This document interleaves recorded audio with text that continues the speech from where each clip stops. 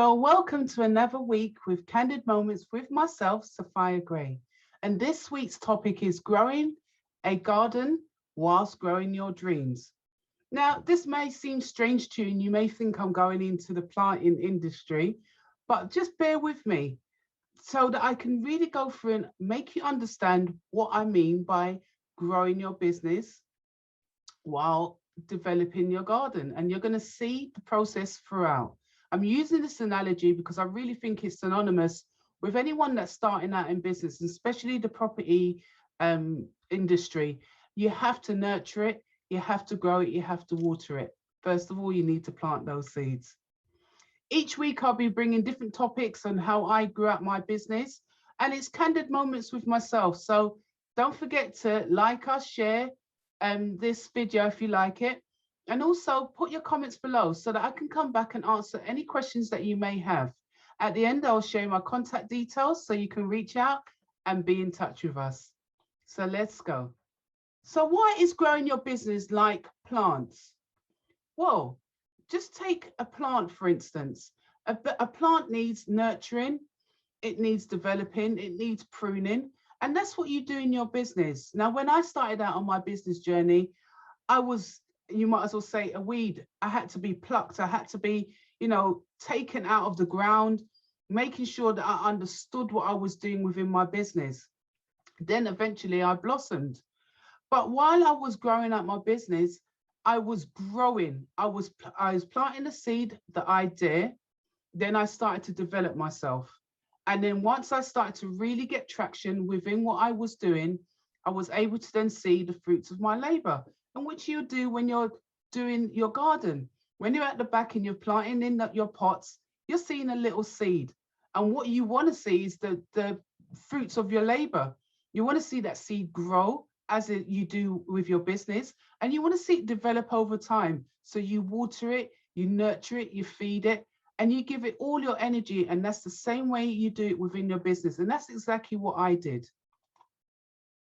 So seeding your idea, there's various ideas out there, and you're going to come across so many different ideas. But first you have to seed one idea.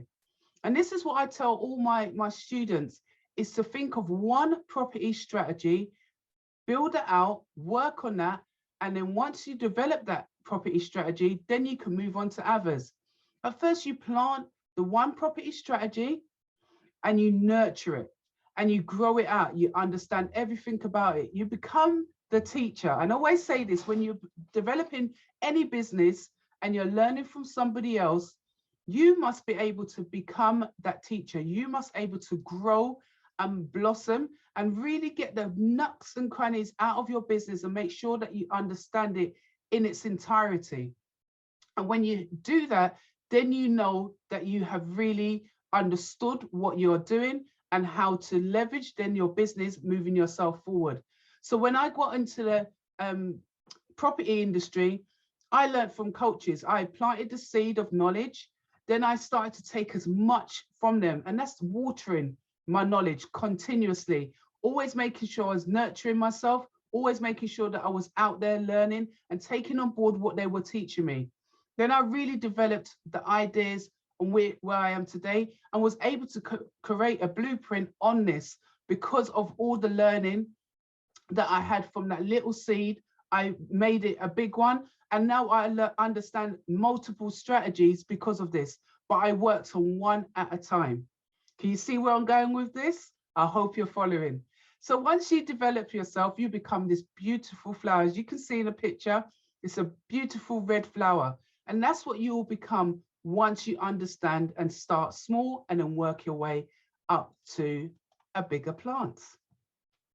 So looking after your garden is just like looking after your business. When we have gardens in our home, do we leave it for the flowers to die and birds or dogs or cats to come in and demolish our beautiful garden? No, we don't. We look after it, we nurture it, we feed it, we prune it back. When there's dead leaves on there, we take it off. And it's the same principle as in your business. Once you start to develop in your business, you have to say, well, what's working? And then once you know what's working, then you continue with that, because that's helping it grow. But if there's things that's not helping it grow, what do? You prune it back and say, all right, then I've tried that and it's not working. Let's prune it back. And it's the same principle as I'm trying to teach here, is that you look at your garden, which is your business in this analogy, and you say, all right, I know I've started off with a small seed. I now need to water it and look after it. And looking after it will really make you grow your business in the way that you want to, because you're nurturing it in the direction you want it to go. And sometimes, yes, we have to pivot. And sometimes we have to make adjustments and changes within ourselves to develop it out. And that's the same thing within a garden. You make changes within your garden because you want probably different flowers, or you want to add different flowers because it will complement your garden, just like other things will complement your business. It's not changing the strategy, but it's a complementary to your business. So how can having a garden help with your mental health? Now, as I've started from the beginning, I've used the analogy of a garden against your business. However, having a real garden actually does help, and has been recorded to help statistically with your mental health as well. When you're trying to look after yourself in your business, always find something to do within your business to help you maintain your mental health. And I find gardening helps me. So I've got a beautiful garden outside, and I go out there Sundays, I water, I prune, I do all of these things. Alongside, I do that the same thing with my business. I actually look at my business on a Sunday and I find out what's working and what's not. What's the team telling me that's working? What input have they given me that I should start implementing? And it's the same with the garden. When I look around, I find what's really growing well, and I get more of that. And I do more of that because it's growing well. Like if I need to repot something, i.e. I need to add something to my business, I do that because it makes my business run smoother as my garden looks prettier. So can you see what I'm trying to say here? When you're looking at your mental health, don't be stressed. Take a minute out from it. Allow yourself to breathe. Allow yourself to, function on a level, because many people talk about mental health in different ways. And I talk about it in the sense of, I've gone through anxiety myself. I've had panic attacks myself, and I utilized my outdoor area to recuperate. So I used to take time out, even in my lunch break, I will go and sit outside just to have a breather. And if you haven't got the outside space, if you live in a flat, you could take a walk down the park. It's the same principle. Getting out into the wild, looking at flowers, looking at plants, it really does help you really get a better connected with nature, I should say, and connecting with yourself as well, because it's allowing you to relax. So yes, it does help with mental health. And it is recorded statistically that it is part of helping people to recuperate from certain mental health conditions as well. I used it for myself to help me relax by potting plants, but also utilizing it as a framework for me to actually go out when I'm feeling a bit stressed from business. I sit out in the garden as well. So that's why I had to put this in, to just share with you how having an outdoor space, or even just going out to the park, really does help with our mental health state. So planting your business like a garden. Now, I talk about a working plan, but many business scholars talk about a business plan. And the reason why I've reversed the words, because I believe that business plan collects dust.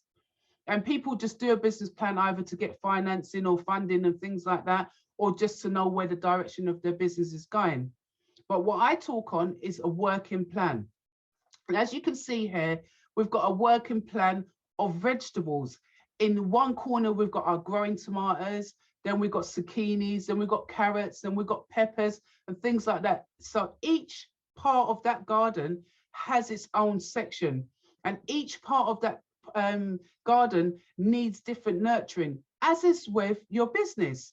Each part of your business needs a different nurture. So if you're looking after your team, they need to be nurtured differently. If you're looking after your clients, they also need to be nurtured differently. And this is how you build out your business, making sure that each part is treated differently so it brings it as a whole.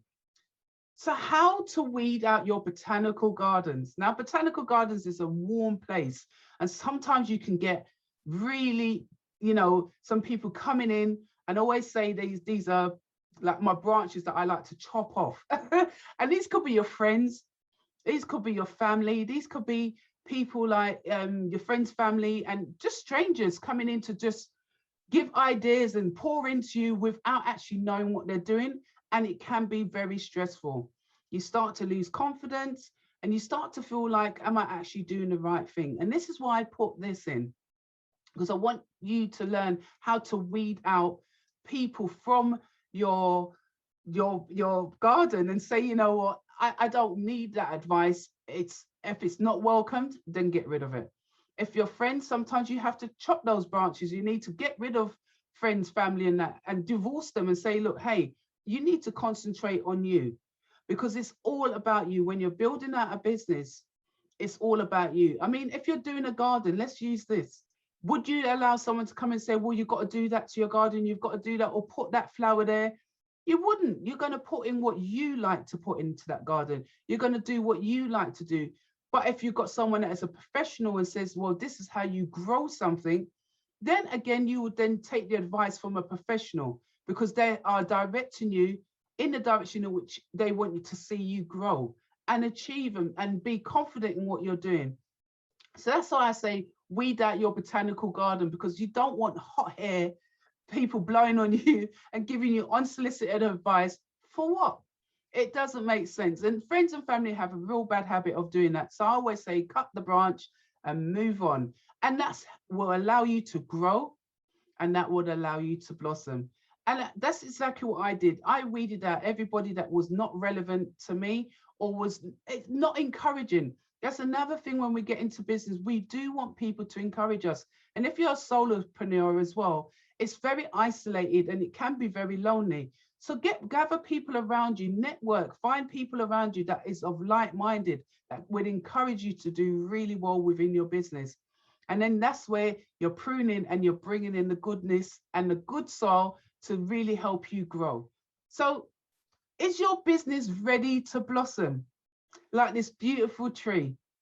You know, as I said to you about the branches, see, all of these branches have been already pruned. That's why it's able to blossom and shine, just like yourself.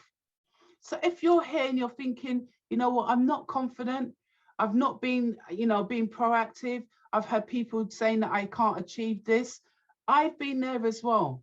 I've been on the other side where people have just not even believed in what I was doing. And that's why I always use my garden as sort of a talking point to get people to understand that when you're growing something, when you're developing something, people may doubt you. But so long as you have a belief, so long as you have those green fingers and you believe that you can achieve something, I believe in you that you can. So if you have any questions on how to weed out your garden or how to grow your business and how to grow one property strategy at a time, my name is Sapphire Gray and I'd love to share some ideas with you. Please feel free to share your comments or any suggestions you'd like me to talk about that I might have gone through and you feel that, you know what, I'd love you to give me some advice online on your weekly show. I'm happy to do that as well. Thank you for joining me this week. I look forward to another Candid Moments with myself, Sapphire Gray. If you'd like to reach out to us, you can find us on all our social medias. You can contact myself at info@savvywomen.co.uk. You can look on our website, Savvy Women, and all our social media handles, 50 Savvy Women. I look forward to hearing from you, and I look forward to sharing another Candid Moments with you next week. Stay tuned. Speak to you soon.